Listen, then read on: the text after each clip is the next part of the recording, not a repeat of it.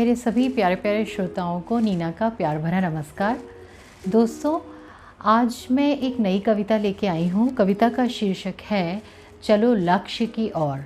आज हम सब जैसा कि देख रहे हैं कि ज़्यादा से ज़्यादा लोगों को हम प्रोत्साहित कर रहे हैं ऑनलाइन पढ़ाई करने की। सरकार भी हमारी कई इंतज़ाम कर रही है ऐसे बच्चों के लिए जो कि दूर दराज गाँव में रहते हैं। दूरदर्शन की मदद ली जा रही है कि बच्चों को अच्छे से अच्छे लेक्चर्स दिए जा सकें। टीचर्स अपनी बहुत मेहनत कर रहे हैं, बढ़िया से बढ़िया उनके लिए सिलेबस के लेक्चर्स तैयार करके ला रहे हैं। सरकार की इसी कोशिश में मैंने अपनी भी भागीदारी लेते हुए एक कविता की रचना की है। जैसा कि मैंने आपको बताया, कविता का शीर्षक है चलो लक्ष्य की ओर। कविता इस तरह से है। जब ठान ही लिया है हमने लक्ष्य को अपने पाने का, फिर कोई बहाना न चलेगा पथ से डगमगाने का।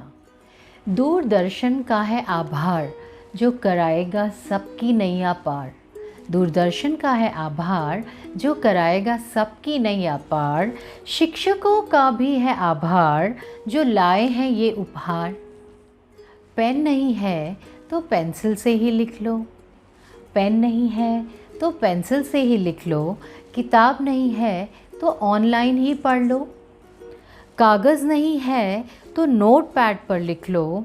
टीचर नहीं है तो गूगल से ही सीख लो।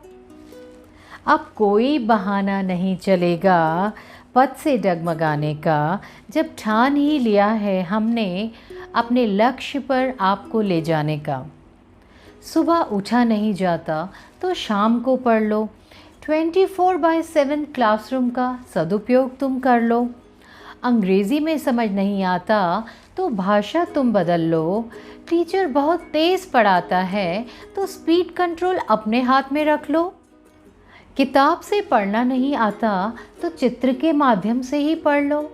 किताब से अगर पढ़ना नहीं आता तो चित्र के माध्यम से ही पढ़ लो। बस्ता बहुत भारी है का बहाना अब न चलेगा। स्कूल का रास्ता बहुत कठिन है का फसाना न चलेगा। छत नहीं है स्कूल में घर में ही आराम से पढ़ लो। अगर छत नहीं है स्कूल में घर में ही आराम से पढ़ लो। शिक्षा को घर घर ले जाने का आह्वान सब मिलकर कर लो। शिक्षा को घर घर ले जाने का आह्वान सब मिलकर कर लो। सब मुफ्त में मिल रहा है अब कोई ना चलेगा बहाना। अब ठान ही लिया है हमने तुम्हें अपने लक्ष्य तक पहुंचाना। अब कोई बहाना ना चलेगा पथ से डगमगाने का। जी हाँ दोस्तों, अब वो ज़माने गए जबकि सुनने में आता था कि शिक्षा बहुत महंगी है। आज की तारीख में हमारे पास कई ऐसे माध्यम हैं जिनके द्वारा हम अच्छी से अच्छी शिक्षा प्राप्त कर सकते हैं। हमारी सरकार ने भी कई कदम उठाए हैं जिससे कि अच्छी शिक्षा को घर घर तक पहुंचाया जा सके। आइए सरकार की इस कोशिश में हम सब भी मिलकर अपना हाथ बटाएं और अच्छी शिक्षा को घर घर तक पहुंचाएं और एक साक्षर भारत की रचना करें।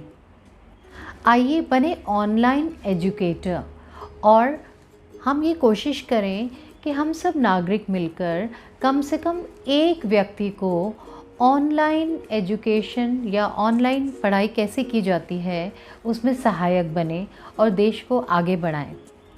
धन्यवाद। आशा करती हूँ कि आप सबको ये कविता काफ़ी प्रेरणादायी लगी होगी। मेरा ये विश्वास है कि आप इस कविता के माध्यम से अपने स्तर पे कोई ना कोई ऐसा कदम उठाएंगे जिससे आप भी देश की प्रगति में भागीदारी बनेंगे। धन्यवाद। चैनल को सब्सक्राइब करिए, वीडियो को लाइक करिए और अपने दोस्तों के साथ शेयर करिए। जल्दी ही मिलेंगे एक नई प्रेरणादायी कविता के साथ। Thank you.